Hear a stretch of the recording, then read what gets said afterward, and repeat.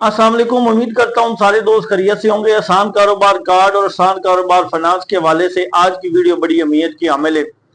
जितने टॉपिक्स मैंने अपने थंबनेल के अंदर लिखे हुए हैं वो सारे आज मैंने आज की वीडियो के अंदर कवर करने हैं। पहले मैं डिस्कस करूंगा फेज 2 के हवाले से।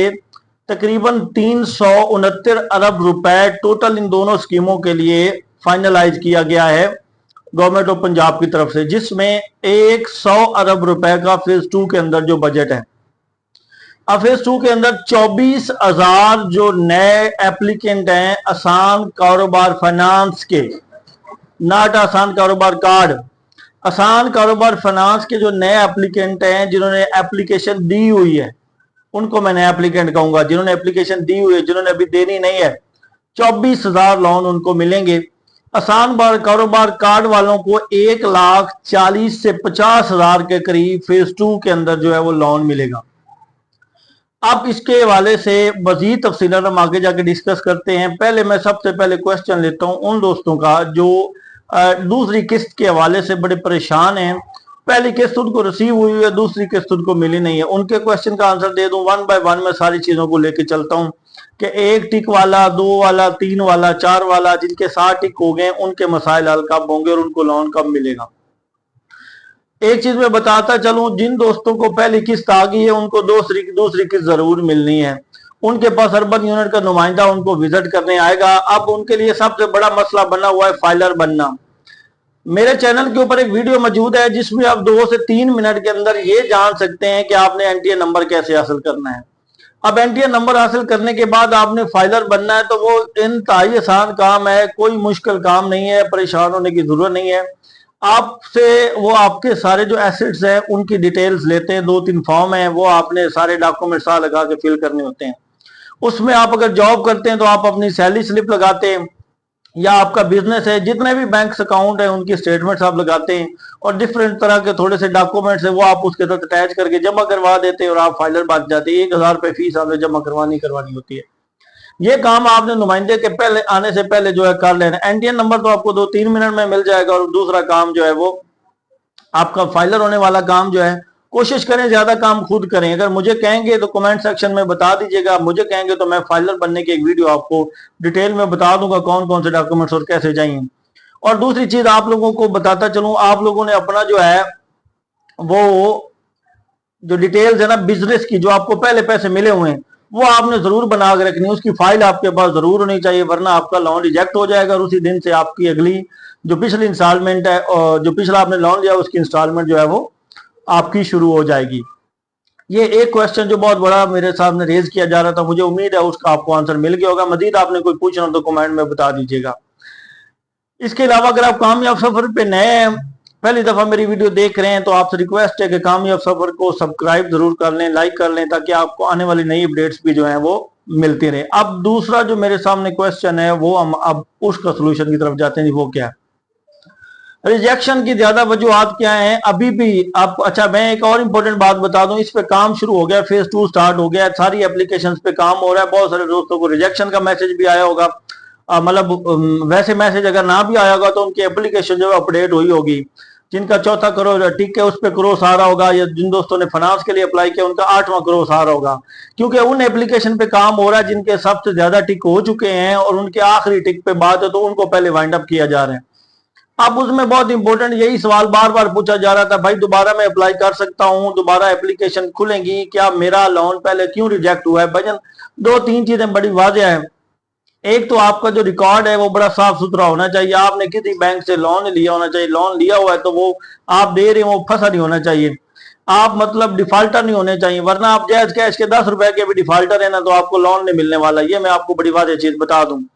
दूसरी इंपॉर्टेंट चीज जो इसके अंदर थी, एप्लीकेशन डिफरेंट थी, जिनमें बर वक्त बहुत सारी एप्लीकेशन रजिस्टर्ड थी, उसकी वजह से भी आपका जो है एप्लीकेशन रिजेक्ट हो जाती है, उसकी वजह से भी आपको लोन नहीं मिलता। मैं रिजेक्शन के बारे में आप मायूस तो होते हैं, लेकिन इन चीजों का आपको भी इल्म होना चाहिए कि ये चीजें जो है ये रिकॉर्ड में आती हैं। क्योंकि अगर तो ये डायरेक्ट स्टेट बैंक से चेक करते हैं आपको रिकॉर्ड तो फिर आपको मिल जाती है, क्योंकि ये माइक्रो फाइनेंस बैंक के अंदर आते हैं। तो माइक्रो फाइनेंस का जो मैंने एक वीडियो बनाई हुई कि आपने डिफॉल्टर कैसे चेक करना, उस ऐप से इन्होंने आपको चेक किया हुआ है। आप अगर उस ऐप से अपनी स्टेटमेंट डाउनलोड करेंगे तो आपको पता लग जाएगा कि आपको आसान कारोबार कार्ड वालों ने आखिरी दफा कब जो है वो आपको चेक किया था। एक तो सबसे बड़ी वजह ये है आपकी रिजेक्ट होने की। जिनकी आगे एप्लीकेशन गई हुई है उनमें वो भी अगर किसी में डिफॉल्टर है तो वो रिजेक्ट हो जाएंगे। अगर वो दे सकते हैं हल्का फुल्का कोई है तो दे लें।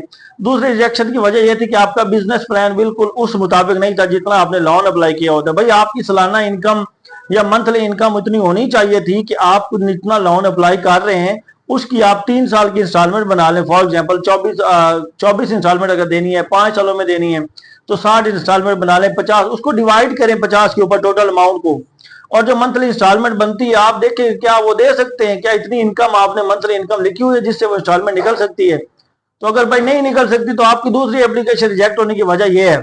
ये दो अहम वजह है आपकी एप्लीकेशन की रिजेक्ट होने की, आपका बिजनेस प्लान और आपका जो है क्रेडिबिलिटी का जो है सही ना होना। मेन चीज आप लोग को समझ आ गई होगी। आप दूसरे क्वेश्चन का भी आपको आंसर मिल गया है। तीसरा मेन क्वेश्चन है कारोबार कार्ड वालों का। कारोबार कार्ड वालों जिसका एक टिक हुआ हुआ है वो बंदा, वो सबसे एंड पे, एक बात सुन ले, जिसका कोई भी टिक नहीं हुआ हुआ उससे भी एंड पे। उसके बाद जो है जिसके 3 टिक हो गए, अब जिन लोगों के 3 टिक हो गए या जिन दोस्तों के 4 टिक हो गए, 3 टिक हो गए या 7 हो गए, सबसे फ्रंट लाइन पे वो है। जिनका तीसरा टिक हुआ है उनका चौथा अपडेट हो रहा है, उनको आ जाएगा। अभी कुछ दोस्तों को अपडेट आ चुकी है, कुछ दोस्तों को आ रहे हैं। जिनके 7 टिक हो गए उनका 8वां होना है। बैंक जो क्रेडिबिलिटी एंड पे आपका बैंक चेक करता है वो 8वां टिक आपके पास होना है। और जिन दोस्तों को अर्बन यूनियन की वेरिफिकेशन हो गई है उनको बैंक की कॉल आनी है। ये मैंने डिटेल बताई हुई है, मेरी वीडियो मेरे चैनल पे मौजूद है। किसान कारोबार फाइनेंस में अप्लाई करने से लेके लोन मिलने तक का मुकम्मल सफर, मतलब आप जब अप्लाई करते हैं उससे लेके जो अमाउंट आपके अकाउंट में ट्रांसफर होती है वो पूरी एक डिटेल वीडियो पड़ी है, आप उसको देख सकते हैं। मैं वीडियो में टाइम नहीं जाया करूंगा इसको टोटल बता के, पर मैंने बताना उसमें इनमें ये जिनके 3 टिक हो गए उनका नंबर पहले आएगा, जिनके 7 टिक हो गए उनका नंबर पहले आएगा। 24,000 लोन आसान कारोबार फाइनेंस वालों को मिलने, 1.5 लाख जो लोन है वो कार्ड वालों को मिलना है, 1,40,000 से लेकर 1.5 लाख तक आसान कारोबार कार्ड वालों में। अब लोग परेशान होते हैं कि 13 लाख एप्लीकेशन है, ठीक है, तो 76,000 इधर एप्लीकेशन है, तो क्या मैं आपको बात बता दूं, बहुत सारे लोगों का प्लान ही गलत है। जो बिजनेस प्लान दिया हुआ है आप देखिएगा इसमें बहुत सारी एप्लीकेशन रिजेक्ट होंगी, 10 में से 1-2 बंदों को कार्ड मिलेगा। वजह ये नहीं है कि वो दे नहीं रही, ये बहुत गलत आप हिलाते हैं जी, वो जान के रिजेक्ट कर रहे हैं। नहीं, आप अपना बिजनेस प्लान देख लें, आपकी रिजेक्शन की वजह वो है।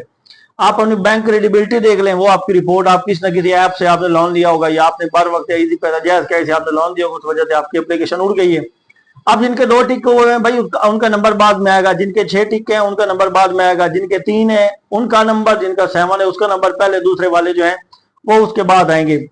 अब पहले तीसरे और 7वें टिक में से अगर 24,000 बंदा निकल आता है, फाइनेंस की बात कर रहा हूँ, 60 टिक वालों में से 24,000 बंदा निकल आता है, तो पिछले 2-4 टिक वाले अगला इंतजार करें कि अगला बजट कब अलॉट होता है। क्योंकि टोटल अगर 3,00,000 अरब का जो बजट मैं बता चुका हूं आपको टोटल इसके लिए है, इस पूरे प्रोग्राम के लिए, कार्ड और फाइनेंस के लिए, तो ये वाला बजट आपको मिलेगा। मतलब बजट साथ अब आता रहेगा, 1 अरब के बाद दूसरा बजट आ जाएगा और ये प्रॉपर प्रोसीड होता रहेगा, तो आपका बारी आ जाएगी। ये है प्रॉपर अगस्त के स्टार्ट में और ये जुलाई के एंड में प्रॉपर इस पे काम शुरू हो गया है।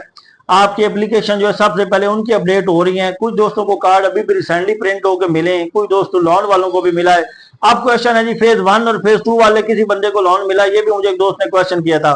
भाई फेज 1 और फेज 2 दोनों को लोन मिले, दोनों लोगों को मिले। बहुत सारे दोस्त ऐसे राब्ते में जिनको लोन मिले। अगर आपका कोई मजीद क्वेश्चन है तो कमेंट सेक्शन में बताएं, आप अपने कमेंट्स करें, मैं एक वीडियो पूरी आपके कमेंट्स पे बना दूंगा, आपके आंसर दे दूंगा वहां पे कि सर मेरा ये मसला है, इसका बता दें। 6ठा कमेंट है, मतलब 60 टिक हो गए, 7वां है अर्बन यूनिट से रिजेक्ट हुई है।